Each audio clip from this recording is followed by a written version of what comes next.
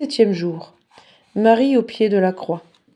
La très sainte Vierge se tenait debout au pied de la croix, tandis que son divin Fils, dans les affres de la douleur, se mourait pour le salut du genre humain. Elle avait pu assister aux scènes déchirantes et vraiment désolantes du dépouillement quand on arracha les habits du Seigneur, collés avec le sang à sa chair sacrée, de son crucifixion au moyen de gros clous, enfoncés à coups de marteau, dans les mains et dans les pieds, de son élévation en croix. Elle avait pu entendre tous les blasphèmes et les moqueries des soldats et des chefs à l'adresse de son divin Fils agonisant. Elle avait aussi pu entendre le cri de son divin Fils. Sitio, j'ai soif. Et il ne lui avait pas été permis d'étancher cette soif, au moins avec ses larmes. Elle avait souffert tous les tourments et toutes les douleurs d'un cœur de mère voyant mourir son fils.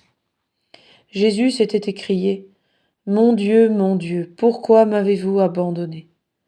Il avait promis au bon larron de le mettre avec lui en ce même jour au paradis. Il avait recommandé à sa divine mère et à son disciple bien-aimé de prendre soin l'un de l'autre. Il avait annoncé que tout désormais était accompli et consommé selon les prophéties et les desseins du ciel. Et, poussant un grand cri, il avait incliné la tête et avait expiré. Et Marie avait vu le soleil s'obscurcir, les ténèbres couvrir la terre, les Juifs s'enfuir en se frappant la poitrine, les rochers trembler et se fendre, la nature tout entière s'émouvoir. Et elle se tenait debout, au pied de la croix, près du corps de son divin Fils, comme figée par la douleur, et raidie contre le malheur par un acte de soumission et de vertu, ou plutôt résignée et résolue dans la simplicité et l'héroïsme de son amour pour Dieu et pour les âmes, unissant le sacrifice de sa vie à celui de son divin Fils pour le salut du genre humain. Car on lui arrachait l'âme en immolant son Jésus, et elle ne pouvait plus vivre que par la volonté et la force de Dieu, et elle méritait ainsi le titre de corédemptrice et de mère des chrétiens. Jeanne d'Arc fut conduite au bûcher, revêtue d'une longue robe, montée sur une charrette, entourée d'une troupe de 120 soldats, et durant tout le parcours elle pleurait et priait. Arrivée au lieu du supplice, elle se mit à genoux pour implorer le Seigneur, la bienheureuse Vierge Marie et Saint Michel, ses saintes et tous les saints du paradis, pardonnant à tous, même à ses ennemis, tout le mal qu'on avait pu lui faire, demandant elle-même pardon pour la peine qu'elle avait pu causer à qui que ce fût, et s'offrant en victime pour tout ce qu'on pourrait reprocher à son roi et à son pays. Les soldats anglais s'impatientaient, comme autrefois les bourreaux de Jésus. « Donnez-nous-la, s'écriait-il, et ce sera bientôt fait. À ton office, bourreau, commandait une voix de chef. Jeanne demanda une croix. Elle ne voulait plus penser qu'au divin Rédempteur. Un soldat en fit une petite de 2 morceaux de bois. Jeanne l'embrassa avec amour et la serra contre son cœur. On entendait les ricanements de la soldatesque. Aussitôt on saisit Jeanne, et on l'attacha au-dessus du bûcher à un poteau avec une chaîne de fer. Sur sa tête, on plaça un bandeau où étaient écrits les titres qui avaient servi à la faire condamner. Hérétique, relapse, apostate, idolâtre. Non, non, déclara Jeanne d'Arc, je ne suis pas ce que vous dites. Je suis une bonne chrétienne, et je m'en attends à notre Seigneur. On commença à allumer le feu. Je vous en prie, dit Jeanne, tenez la croix bien élevée devant mes yeux jusqu'à mon dernier moment. Jésus, Jésus, répétait-elle ensuite, tandis que les flammes commençaient à l'envelopper. Ah oui, dit-elle enfin, mes voix étaient bien de Dieu. Mes voix ne m'ont pas trompée. C'est bien la délivrance qu'elle me promettait. Je vais au paradis. Les flammes l'étouffaient.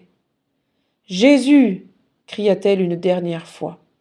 Et, inclinant doucement la tête, elle rendit à Dieu son âme, qu'un soldat vit s'élever du milieu des flammes, sous la forme d'une blanche colombe qui s'envolait au ciel. Exemple. Lorsque Jeanne d'Arc eut appris qu'elle devait être brûlée vive, sa faible nature de jeune fille se trouva d'abord anéantie et s'exhala ensuite en douloureuse lamentation. Ah, quel traitement horrible et cruel on veut me faire subir! Est-il possible, grand Dieu, qu'on traite ainsi mon corps, que j'ai toujours conservé sans souillure. Ah, j'aimerais mieux avoir cette fois la tête coupée, que d'être ainsi brûlé. Mais son cœur, par la grâce de Dieu et la force de sa vertu et de son amour, se soumit ensuite au sacrifice. Et Dieu voulut montrer par un prodige combien ce cœur de Jeanne lui était cher et méritait tout honneur. En effet, alors que tout était devenu la proie des flammes, le cœur de Jeanne fut retrouvé au milieu des cendres, tout entier et encore saignant. Le bourreau jeta dessus de l'huile et le brûla de nouveau au milieu du soufre et du charbon. Mais, ô prodige, le cœur était encore intact et sanglant. Et ce fut un cri unanime parmi le peuple, répété par les ennemis même de Jeanne. On a brûlé une sainte. Prière.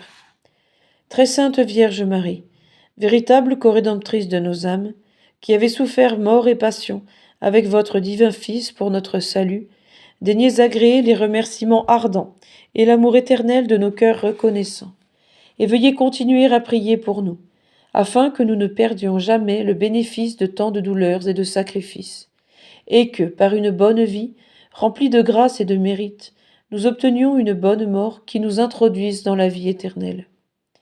Bienheureuse Jeanne d'Arc, priez pour nous, afin que nous mourions comme vous, en embrassant la croix, soumise à la volonté de Dieu, et en donnant notre cœur à Jésus.